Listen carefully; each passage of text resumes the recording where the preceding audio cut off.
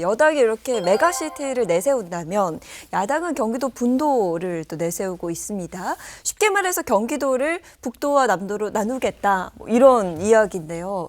그 분도의 필요성에 대해서는 어떻게 생각을 하시는지요? 그게 사실은 경기도 분도를 하해야 된다라고 생각하는 것 자체가 이제 과거에 있었던 경기도의 성격이 많이 변했다라는 거죠. 옛날에 과거에 이제 경기도라는 도라는 권역은 서울시라는 중심 도시를 둘러싸고 있는 농촌 지역이었는데 서울 대도시권이 서울시를 중심으로 해서 뭐 일기 신도시를 지으면서 그린벨트 넘어서 개발이 되고 또 뭐 화성 동탄까지 연결이 돼서 쭉 확대가 되면서 그 도시 권역이라는 게 남쪽으로 굉장히 남하해서 확대가 됐거든요. 그래서 그 경기도의 어떤 성격이라는 게 남하한 그런 도시 권역을 담는 남쪽 지역의 성격과 그 접경지대인 북쪽 지역의 성격이 굉장히 달라졌다는 거예요. 그래서 그런 면에서 경기도 자체도 그런 문제점을 해결하기 위한 방안으로서 남도와 북도를 나누겠다는 선택을 한 거라서 네. 그거는 뭐 다른 문제는 아닌 것 같고요. 서울 대도시권에 있어서의 어떤 메가시티의 공간적인 영역을 어떻게 설정을 하고 끌고 가야 되느냐에 대한 어떤 같은 맥락 안에 다른 대안이 될 수가 있는 거죠.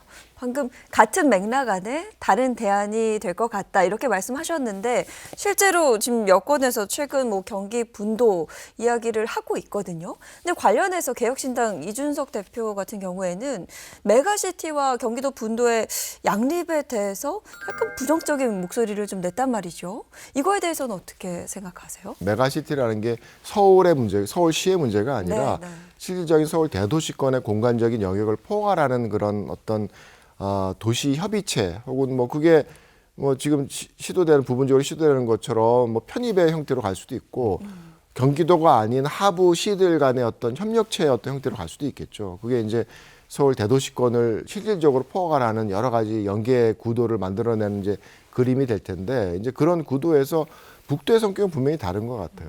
그러니까 예를 들어서 수도권과 관련된 여러 가지 입지 규제에 대한 부분들 이런 것들도 굉장히 강하게 받을 수가 있거든요. 그래서 경기도의 어떤 역량으로서 경기 북도의 성격을 유지하는 것이 아니라 좀 더 소외된 구역으로서 이 실제 서울 대도시권의 어떤 공간적인 범위를 벗어난 그런 경기 북도의 영역을 설정을 하게 되면 그거는 수도권이 아닌 지역과 같은 성격으로서 대우를 해줄 수가 있는 거죠. 이제 그런 면에서 저는 경기 북도의 성격을 좀 더 명확하게 서울 대도시권 외곽의 다른 어떤 성격의 공간으로 구성을 한다 그러면 경기도의 어떤 지원을 받는 게 아니라 중앙 정부의 지원을 받을 수 있고 여러 가지 규제 완화를 좀 더 쉽게 할 수 있는 그런 좀 더 다른 선택들이 이어질 있을 거라고 생각을 해요. 그래서 뭐 전혀 다른 얘기가 아니고 함께 갈 수 있다고 생각을 합니다. 분도 얘기했다면 조금 더 그에 비해서 작은데 사실은 이 문제가 작지 않습니다. 재개발, 재건축에 대한 문제인데 뭐 일기 신도시 대한 특별법 다 통과됐고요. 그래서 재개발, 재건축이 이제 활발히 진행되나 했더니 시장의 반응이 글쎄입니다. 어떻게 보고 계십니까? 그러니까 22년인가요?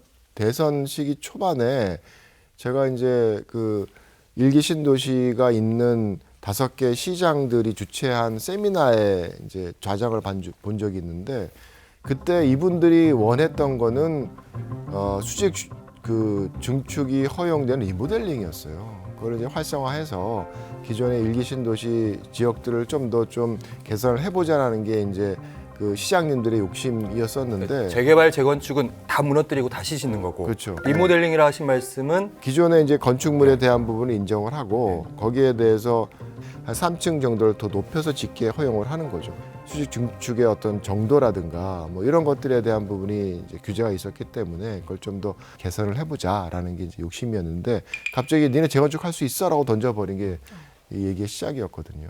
그래서 사실은 그 일기 신도시의 용적률이 거의 200% 왔다 갔다 하는 수준이라 재건축이 진행되기가 참 쉽지가 않아요. 그러니까 이제 재건축이 진행되기 위해서는 용적률을 많이 줘야지만 가능할 수 있는 그런 상황이 되는 거죠. 근데 서울시의 뭐 가장 도심 지역에 있는 재건축의 용적률도 300% 정도가 뭐 맥시멈으로 생각하는 구도인데 뭐 지금 500에 뭐 최근에 나오는 그런 구도를 보니까 준주고 500에 150%를 더 줘 750을 주고 막 이런 상황으로 만들어 버리니까 이게 과연 현실적으로 가능할 거냐? 그렇게 엄청난 용적률 혜택을 주면서 꼭 해야 되느냐라는 이제 의문을 던지게 되는 거고 일기 신도시 뭐 시장님들도 그게 과연 될까? 뭐 이런 생각들을 좀 하게 될 수밖에 없는 그런 상황이 된 거죠. 사실 뭐 여와 야 모두 이렇게 국민의 집 문제와 관련해서 해결해내기 위해서 여러 정책을 또 만드는 거잖아요. 자, 그러면 관련 공약을 만들 때 꼭 염두에 둬야 할 것들은 어떤 게 있을까요? 근데 요즘 같아서는 제가 걱정스러운 게, 그러니까 이게 저희가 성장기가 아니거든요. 네. 성장기엔 이런 어떤 그 공약을 만들어내면서 사람들이 혹하게 할 어떤 뭐 개발의 어떤 공약 이런 것들이 뭐 필요할 수도 있고 언젠간 될 수도 있어요. 근데 지금 시점은 인구 축소기에 접어들었고 또 수도권도 마찬가지로 경인 지역에 대한 부분도 인구 축소기가 좀 더 심화되고 가구 수 증가에 대한 부분이 굉장히 둔화되는 시기로 접어들었거든요. 그래서 앞으로 필요로 한 주택 수가 그만큼 이 과거 같지는 않다라는 거죠. 이제 그런 측면에서 여러 가지 개발 공약과 관련된 부분들이 도시의 지나친 확산이나 이런 것들을 요구하는 공약들은 분명히 사회적인 어떤 부작용을 일으킬 수밖에 없다라는 걸 좀 인지를 하고, 이런 인구 축소기라는 결국은 노후화 시기잖아요. 그러니까 노년기에 맞는 조금은 좀 절약하는 그런 고민이 들어간 이제 네. 공약들을 좀 제시해야 되지 않을까 생각을 합니다. 그 교수님께서는 워낙 뭐 정책 자문도 많이 하셨잖아요. 그럼 저 그게 좀 궁금해요. 학자로서 연구했던 그런 내용과 또 행정가들의 현실 인식이 충돌했던 그런 경험도 분명 있으셨을 것 같거든요. 오늘 뭐 하는 얘기도 사실 충돌이 되겠죠. 그렇죠. 여러 가지 뭐 그 공약과 관련돼서 뭐 여당 측도 야당 측도 그렇고 굉장히 큰 그림을 제시를 하면서 사람들의 마음을 얻고 싶어 하니까 네. 이제 그런 선택들이 갖고 있는 문제점들은 뭐 분명히 들여다보면 보이거든요. 이제 그런 얘기들을 좀 뭐 소신 있게 한다라는 게 그렇게 사실은 좀 쉽지는 않죠. 예. 근데 이제 어쨌든 뭐 그런 측면에서 뭐 누군가는 얘기를 해야 되는 거고, 그런 것들이 합리적인 선택을 위해서 조금 논리적인 그런 어떤 베이스를 제공할 수 있다 그러면 뭐 저는 나름대로 이제 역할을 할 수 있다고 생각을 합니다.